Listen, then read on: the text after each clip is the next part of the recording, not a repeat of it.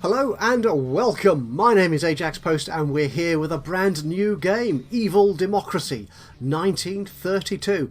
Only released into early access this morning, so I've had no time really to get to know the game at all, which is kind of unusual because when I start a new series of a game I do like to have some familiarity with it, so I'm at least giving you some clue as to how it works, so you don't have to sit here and watch me just struggle through menus and things that make no sense to me. So I can sort of introduce you to the game in a more rational way. But I thought I want to get into this quickly, I want to get into this soon, and I noticed it does have a tutorial, so that's what we'll look at in just a moment. But first off, what the heck is Evil Democracy 1932? It's a new game, a kind of follow-up to Evil Bank Manager. And at this point I should also mention that the developers of this game, Hamsters Gaming, did offer me a free key to it, so this has cost me nothing, but obviously in return for that generosity from Hamsters Gaming, I'm more than happy to create some sort of content for it which could lead into an ongoing series on the channel. We shall see, but at least I'm going to spend some time with you looking at it and seeing how the game works and get some idea of what it's all about. So what is it actually about? The game description on the Steam store is in 1932 to 1935, Western Europe was at the crossroads. The elections to Parliament changed virtually everything. Chamberlain managed to become the winner in England, just in time to give both Austria and the Czech Republic to the Nazis without even trying to fight. At the same time, the Nazis were able to win elections in Germany.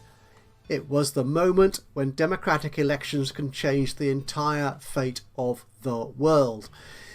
And we're kind of living in similar days now, aren't we? We got this sense that democracy has been at a crossroads for a few years now, but with the last set of elections we've had, certainly in the West, in what are called the Western democracies, you can think to yourself, well, actually, I'm not sure democracy works terribly well.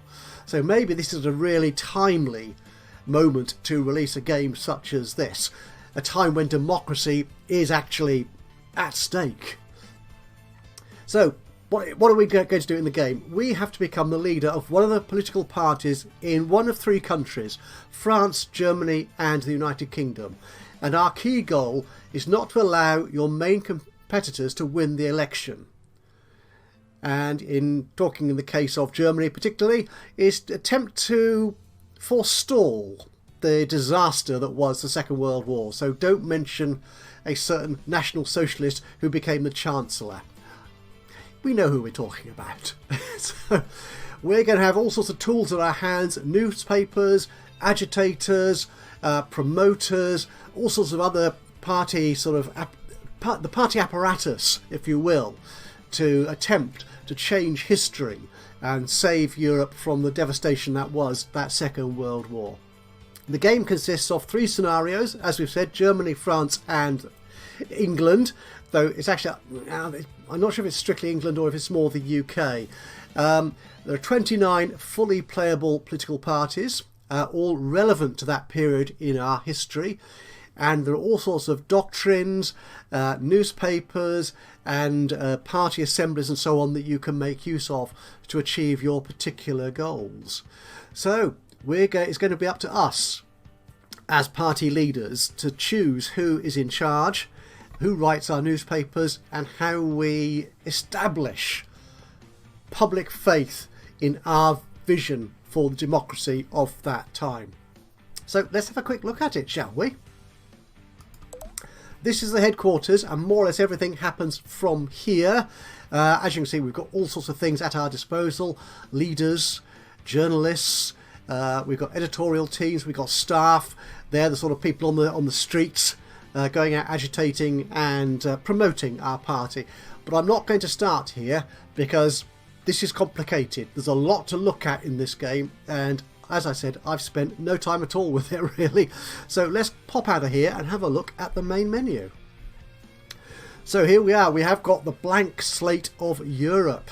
We have Germany, we have France, we have the United Kingdom of Great Britain and Northern Ireland. as a new game, as I said, it's just come into early access. Settings and choices are kind of limited.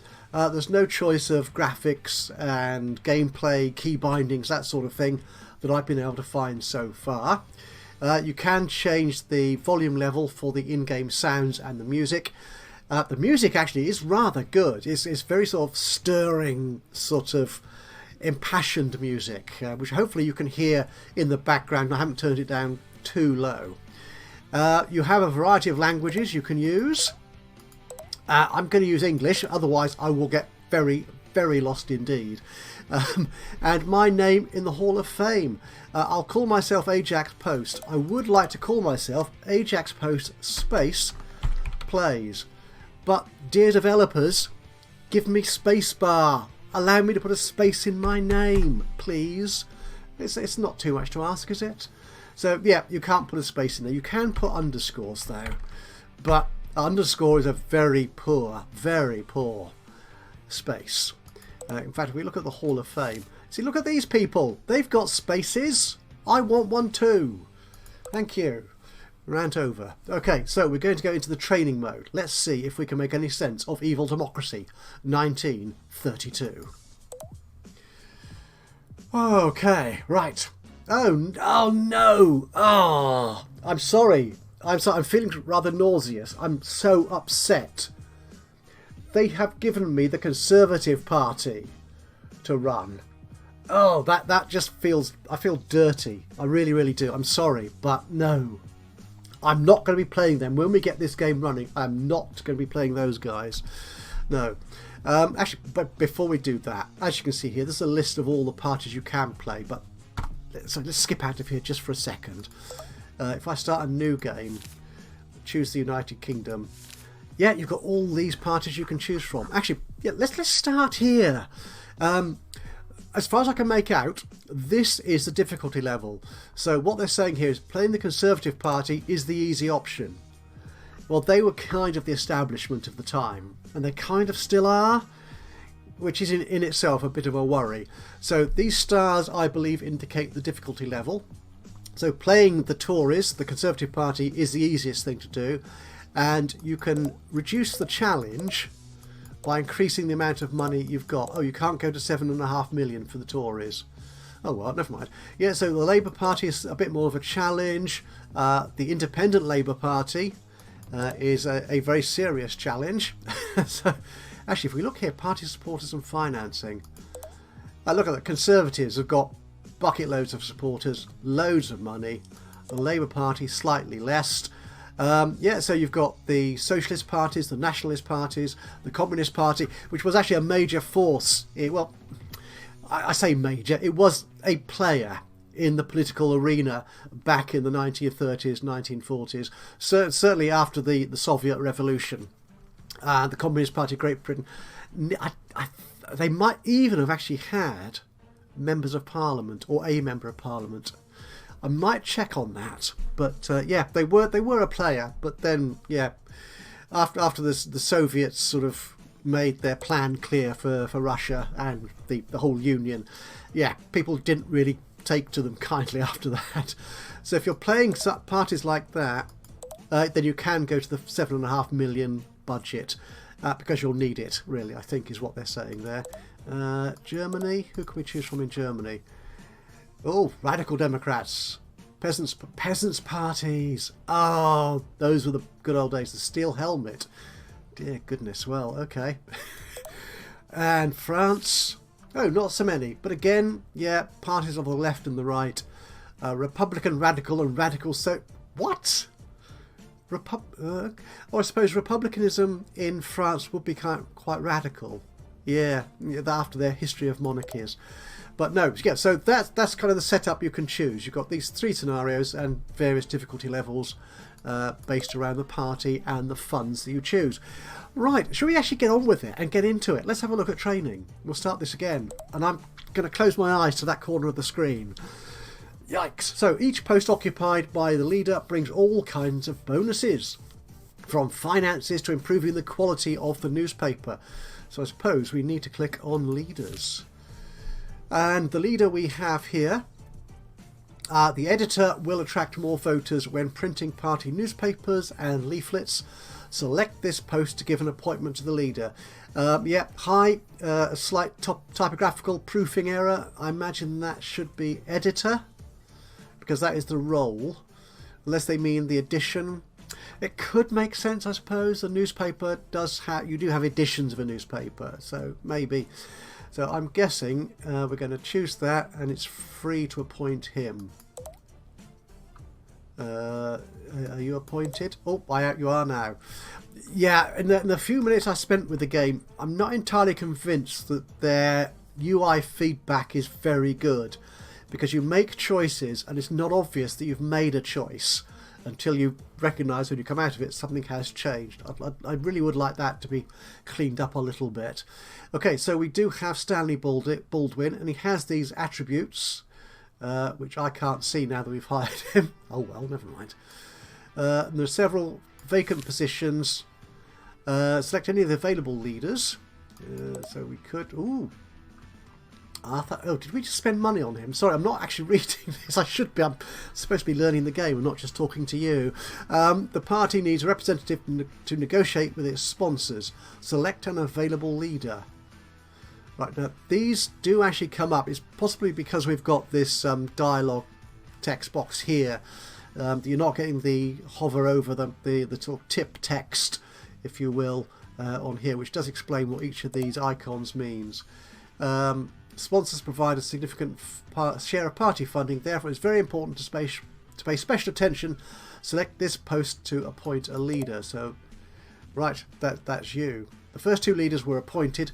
Now it's time to get busy with the party newspaper and leaflets, which I imagine is kind of the heart of the game. So, come out of there. We need to find 20 journalists. Well, of course, the Conservative parties could easily find 20 journalists. Just throw money at them. Yeah. Submit a search. Okay. And like most get... Oh, it's done that already. Okay, right. Yeah, you select how many you want to search for, and you get charged a certain amount for that.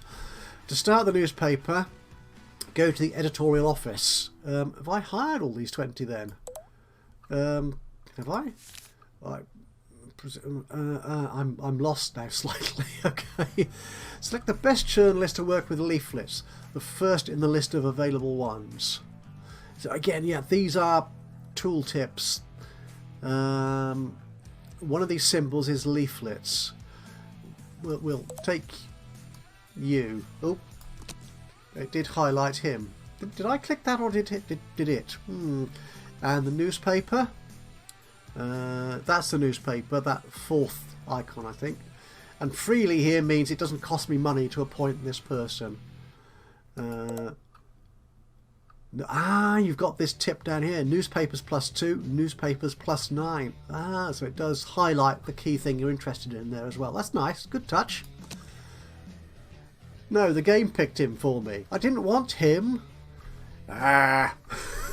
Okay, so these slots will cost me money.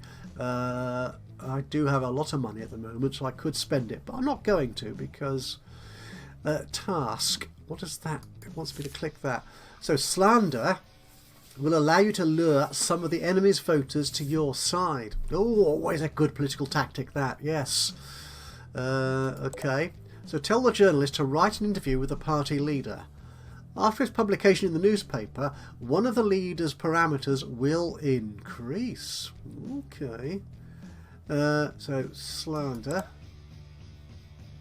For work. Yeah, and I think, yeah, one of these is to do with investigating and writing good text kind of thing. Okay, now, finding it. Oh, hang on. So printing an edition will require significant funds. So complete the current turn so that the party's budget is replenished with donations from voters and magnates. That's rich people to you and I. The tutorial is obviously very, very focused. It's not letting me wander off script. Next turn. You can start printing. The party has received sufficient funding. Select the number of newspapers. 100,000? What if I click 200? But oh, it did. It took it from me. Okay. Select the number of leaflets. Insufficient. Okay. Not a sufficient number of promoters to distribute the party's printed material. Yeah, so these people who probably go door to door or stand around street corners and just hand out political material. Okay, so let's print that. So the promoters, we haven't got any promoters, have started distributing newspapers and leaflets. New voters and tycoons are ready to join the ranks of the party. Okay, so party dogmas.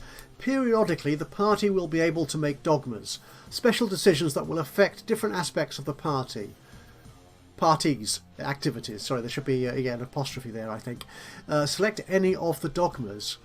Okay. Each decision, I didn't make one, will have a positive and negative effect. It will take several terms to implement the dogma. Yeah, so what we're seeing here is our party has a certain natural leaning, sort of far left, far right, centre left, centre right, straight down the middle, very dull and boring, and various sort of dogmas or ideological beliefs and so on will sort of be linked in with those particular leanings. So they sort of like freedom for everybody and abolishing slavery are kind of a left-wing kind of thing, whereas creating the master race and enslaving inferior people are kind of a far-right dogma.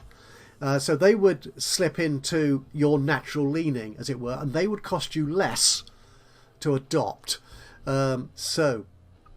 Mandatory labour. All people are subject to mandatory labour. Okay, probably don't want that one then. I'm not sure why the grey ones are greyed out, except the chosen... okay, we're not going to do that one just yet. So, apparently I've done one. Yep, this is a tutorial taking over from me. So we now use agitators to influence voters in certain regions. Ooh, agitators. That's probably the campaigners. Open the menu for hiring agitators. Hire. Okay, select 1,000. Okay. So I can't see 1,000. Oh, I can. Oh, your agitators. There it is. Oh. Yeah, now what you don't see there is one of the UI things which really frustrated me. I'll talk about it later. Obviously the tutorial is taking over from me. So the agitators need to start working. They need to be assigned to one of the regions of the country. So presumably you go to the map. Yes, select the agitators menu. Okay. Select the number of agitators to send. 100%. Okay.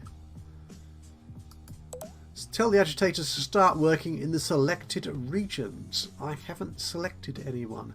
Oh, apart from this here, equally to all regions, proportionally to the voters, 25% to our lowest sort of percentage regions, or 25% to where we have the highest share of the vote, if I read that correctly.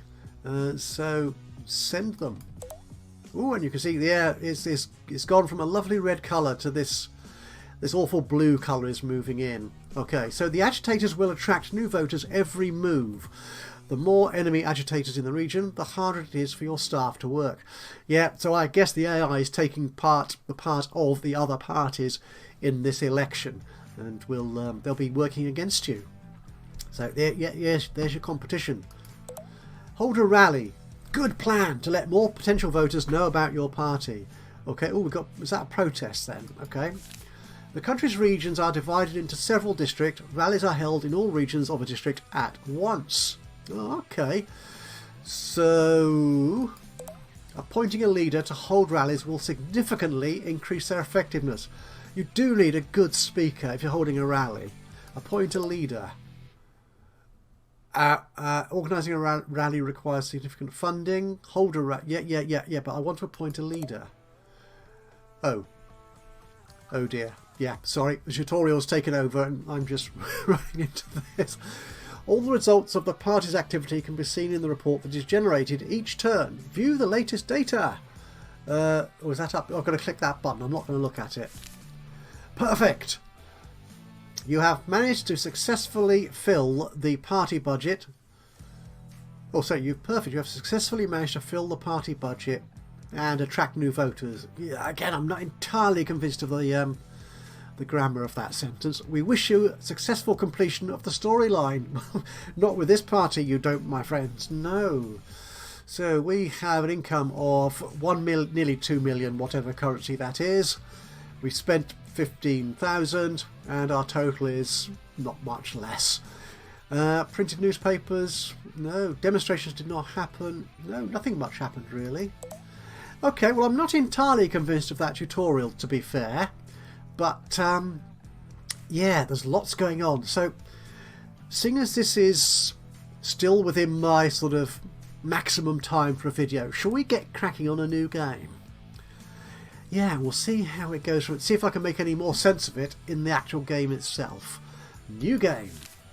Again, I will choose the United Kingdom of Great Britain and Northern Ireland. Actually, I'm not sure if Northern Ireland was represented here. Again, my knowledge of the history is a bit patchy here. So, yeah. So I think it was the 1920s, wasn't it? Was that when we sort of separated Ireland out? Or was it after? I can't remember now. We'll choose. Right, now we're not going to go for the easy option, the Tory party, nasty party. Okay, now how difficult do I want to make this for myself? I don't want to make it too difficult. I really, really don't. So I don't like being a failure within the first sort of three episodes. I could go for a really easy challenge, the Liberal Party with loads of money. The National Liberal Party, I don't know who they are. Okay, the National Labour Organisation. You see, this would be a really tough challenge. As indeed would the Social Credit Party. Communist Party, the Scottish... I'm not actually Scottish. I think I may have some heritage from Ireland. Possibly, but I am afraid, at least in my immediate ancestors, thoroughly English. But I want to be a new. Can I be a new party? I'm going to have 5 million to spend. It still looks toughish.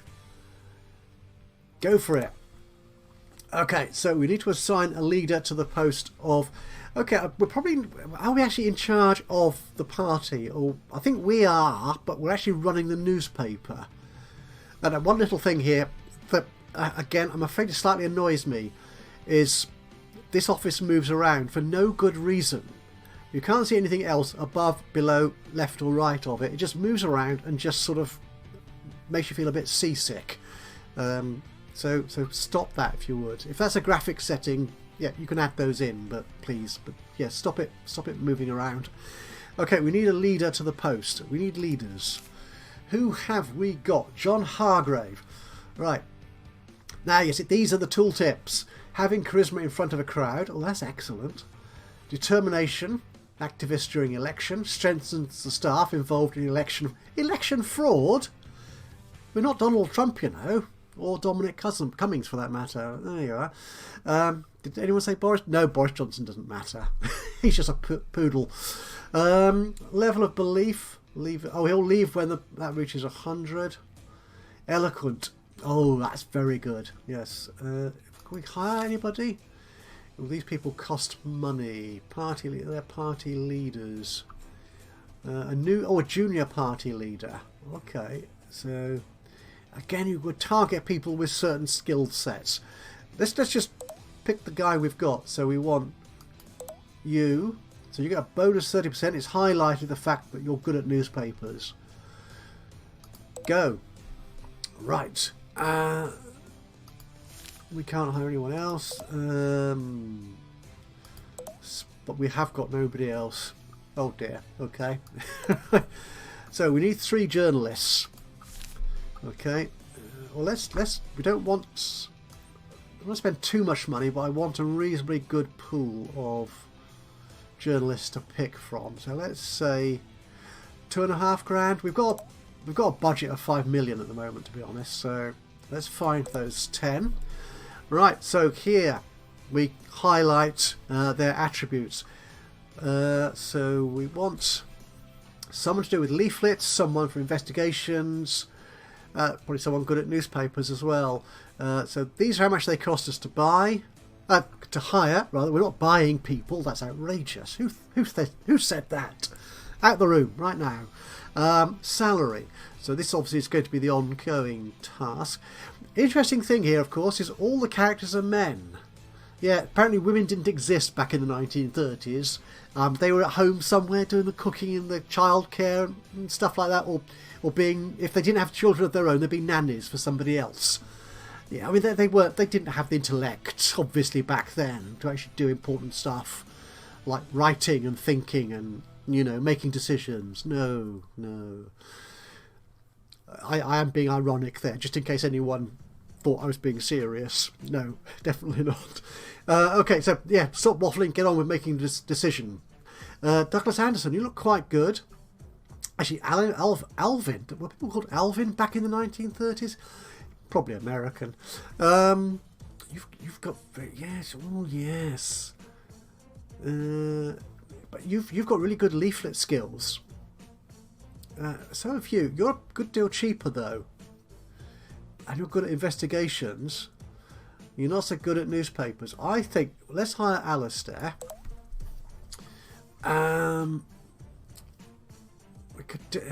We do want someone reasonably good at newspapers, but investigations. Again, I'm going to go for the sort of 9s and 8s. I think. I mean, Dennis Gibson obviously here looks like top of the class, along with the other. Maybe Dennis. Is that it? Is Dennis the name of the investigating staff? Maybe people had names to suit certain roles. Yes, though Douglas and Douglas. Okay, so that theory doesn't hold up, but it was good while it lasted. Right, so I think, yeah, let's hire. Well, we'll go cheap. But Dennis for investigating and interviewing. Edward, you're as good at, yeah, and your investigation's reasonable. You're very, very average, but you are modestly priced.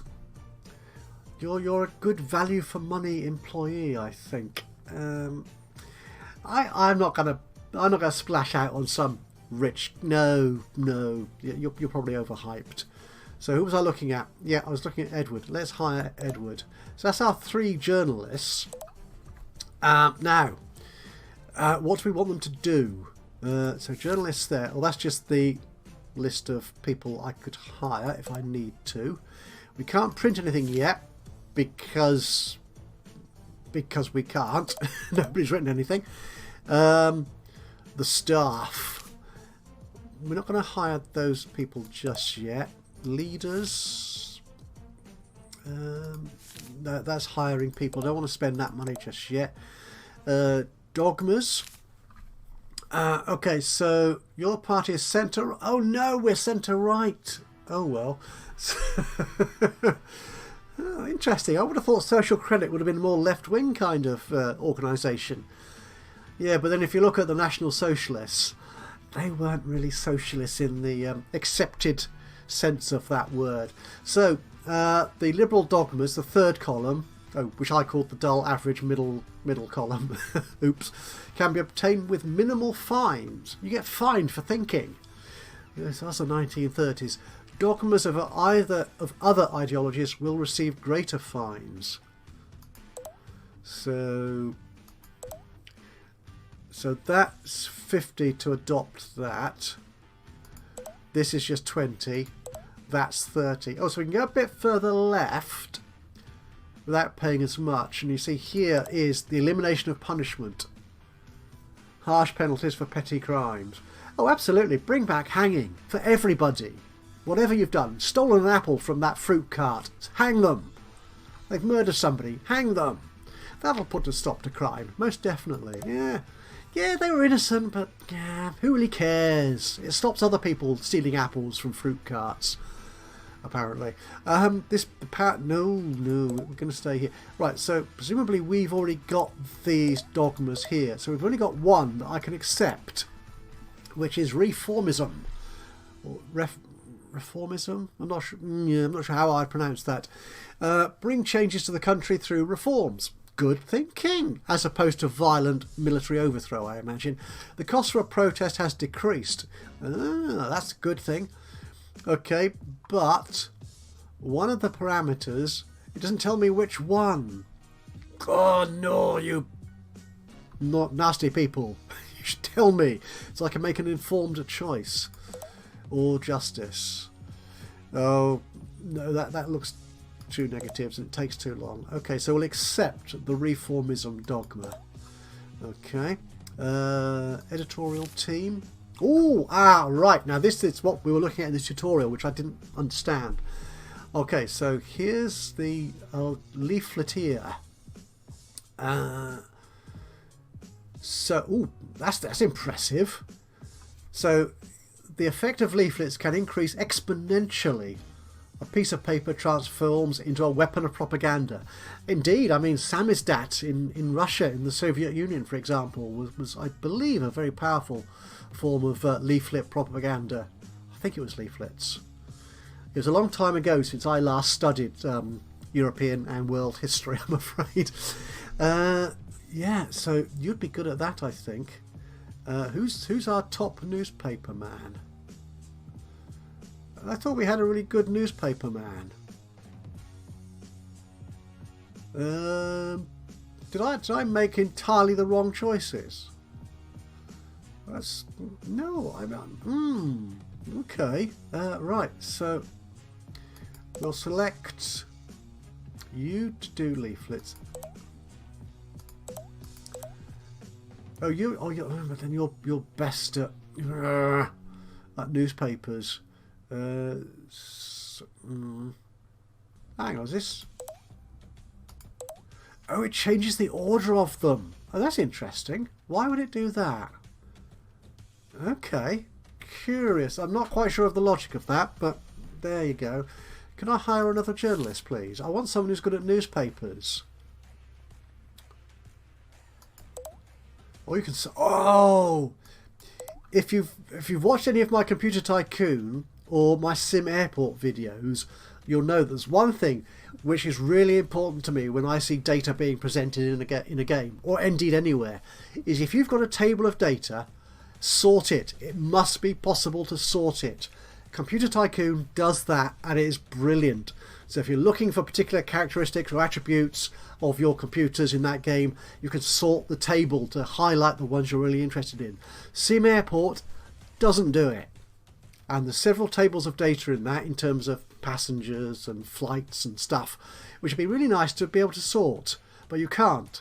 So bad people, game developers of Sim Airport, although it is really a great game, to be honest. So, but yeah, I like that. Yeah, kudos for that. I'm very impressed. Okay, look, I'm going to take that as an 8 for newspapers and hire you, and see if that helps down here.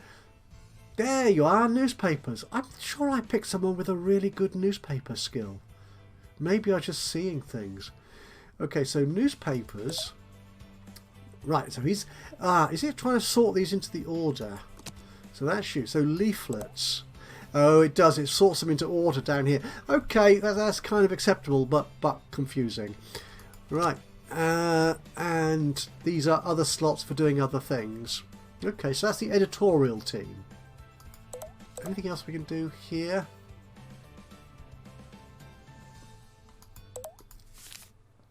No. Okay, well let's move on then to the next turn. Oh, I clicked print, didn't I? I didn't want to click print. Give a reporting assignment to one journalist. Right, okay, hang on. Let's look at that again. So the editorial team. Oh, we've got task down here. Right, okay. So what tasks do we have? An interview with our leader. Yes, that's always good. So you're really good at interviewing. The ability to disseminate propaganda while doing an interview. Writing what the people want to hear in the 1930s is not an easy task. Probably true. These days it's very easy. You just create a meme on the internet somewhere, Twitter or Instagram, and people immediately believe it. Yeah, because it must be true. It's on the internet. Yeah, am I sounding too cynical for this game? Or maybe the game is cynical enough for me. Maybe that's what it is. So we will interview for work. Okay, I think that's done. Yeah, can you do anything? No, we don't compromise. Oh, hang on. Right. Who do we want to... right. Okay, cool. Right, who can we slander here? Compromising material. I think there's always plenty of compromising material for the Conservative Party because they're usually run by people doing very dubious things which they tell other people not to do, but then go and do themselves. So it's always good to unearth their indiscretions. Look, I picked a really good investigative journalist. I think. Do that. Excellent. Right. I think we've spent 30 minutes or so in this game, and I almost think I'm kind of getting the hang of it a little bit. But as you can see, lots of interesting things to do. So I'm going to carry on playing this for a little bit, I reckon. But should I put up more of these videos on the channel? What's your thoughts? Are you interested in the game? Is it a game you think which appeals to you? Do you like the look of it? Do you think I should carry on playing it? For you, that is, you know, as an audience, not for me personally. That I can probably decide that for myself, probably. I hope. Yeah. Anyway, for you, would it be useful to you for me to carry on playing this game, try and work out how it works, what the mechanics of it are, and try and help the developers highlight all those bits of things that I think are wrong? I'm quite critical like that sometimes, but that can be a good attribute. Yeah, that's one of my skills, I suppose. But yeah, so do let me know what you think of the game and how much more of this you would like to see on the Ajaxpost Plays channel, and I will attempt to accommodate your desires because, yeah, that's what I'm doing here as a good politician. Gosh, I'm slipping into this so easily. It's terrifying. But there you are. Anyway, thank you so much for joining me today. Hope you've enjoyed this very first look at Evil Democracy 1932. Brand new into early access on Steam. I don't think I've seen a anticipated release date yet, but obviously there's lots more to do. They've got all sorts of plans for adding in incidents, new parties, all sorts of stuff going on. And I'll link to... If you can't find it yourself, that is, I'll link to their Steam page anyway, so you can sort of follow that yourself as well. But do let me know what you think. If you've enjoyed this, it'd be great to hear from you. A bit of a like, a thumbs up would be lovely. If you've got any other thoughts, ideas, hints, tips, I'm not sure if you've played any of this already. I think a few people have already seen it before it went out officially into early access. It'll be great to hear from you. What do you think of it? And yeah, just drop anything you feel like saying into the comments box below. It would be awesome to hear from you. And of course, if you've not already subscribed to the channel, you could do that now, you know. Yeah, join the party. Yes. Maybe I shouldn't say things like that. But there you are. Anyway, from me here in Evil Democracy 1932, until the next time, bye-bye for now.